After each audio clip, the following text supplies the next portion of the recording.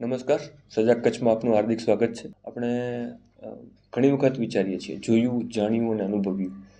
કચ્છ હમણાં મુન્દ્રા અને કંડલાના હિસાબે શિપિંગ ક્ષેત્રે આગવું સ્થાન ધરાવે છે. આપણે ગયા વખતે જોયું, પણ જે શિપિંગ કંપનીઓ છે અથવા તો CHA છે, સ્ટીવડોર્સ છે અથવા તો એક્સપોર્ટર અને ઇમ્પોર્ટર છે, આજે ઈડી પણ બોગસમાં દેખાણું છે કચ્છની અંદર.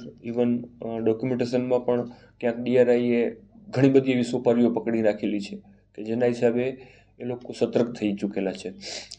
કચ્છની અંદર વાત કરીએ તો ઇમ્પોર્ટ અને એક્સપોર્ટ ક્ષેત્રે ઘણા બધા એવા લોકો છે જે ઇમ્પોર્ટ પણ કરે છે અને એક્સપોર્ટ પણ કરે છે. એના ડોક્યુમેન્ટેશનની વાત કરીએ તો હમણાં ગયા વખતે આપણે વાત કરી હતી કે જે ફૂડની આઇટમો એટલે કે એગ્રો અથવા ફૂડ એ બાબતે જે એક્સપોર્ટ થઈ રહ્યું છે એ અંતર્ગત ડોક્યુમેન્ટેશનમાં ટોટલી ફ્રોડ ડોક્યુમેન્ટેશન ફાઇલ થયેલા છે. અધિકારીઓ આ બાબતે ઘણું બધું એવું જોઈ ચૂક્યા છે, પણ એ બાબતે કોઈ એક્શન લેવા માંગતા હોતા નથી એવું પણ લાગી રહ્યું છે. કસ્ટમ વિભાગ કયો, DRI કયો કે ઈડી કયો, એ લોકોની કામગીરીમાં એટલે લીડ મળે તો આગળ વધે છે એવું પણ આપણને જોવા મળ્યું છે. પણ જે ગયા વખતે વાત કરી એની અંદર તો કસ્ટમ ઓફિસરે જ્યારે ક્વેશ્ચન રેઝ કરેલો ને એ બાબતે આપણે તપાસમાં આગળ નીકળ્યા હતા. હજી પણ તપાસ ચાલુ છે. જોઈએ છીએ કે હજી શું શું નીકળી શકે છે.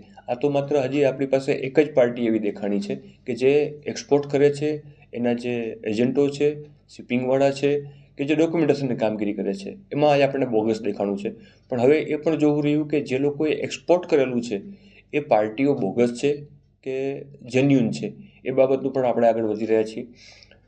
શિપિંગ કંપનીઓ ઘણી બધી એવી છે કે જે પોતે કામ નથી કરતી હોતી અથવા તો કોઈની પાસે કરાવડાવતી હોય છે, પણ કહેવાય છે શિપિંગ કંપનીઓ. આવી પણ વાતો આવેલી છે. દર વખતે નામ બદલાવી અને ડોક્યુમેન્ટેશનની કામગીરી કરવામાં આવે છે અને લગભગ મારું એવું માનવું છે કે જે તે વખતે ડોક્યુમેન્ટેશનની ફાઇલો આવેલી અને વેરીફાઈ કર્યું તો એ શિપિંગ કંપનીઓએ પોતાનું નામે બદલી નાખ્યું હતું. અત્યારે એ જે ડોક્યુમેન્ટેશનવાળી કંપની છે એ બીજા કોકને કામ આપે છે.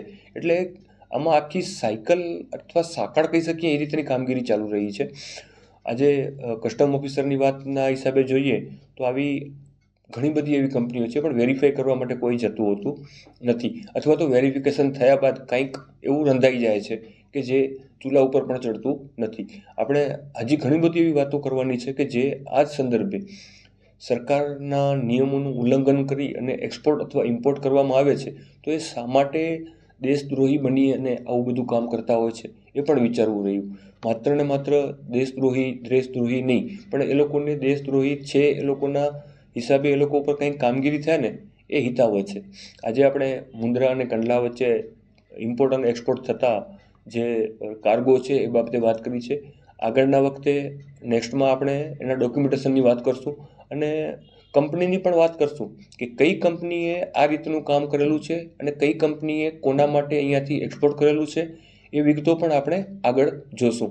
આજે બસ આટલું જ. નમસ્કાર.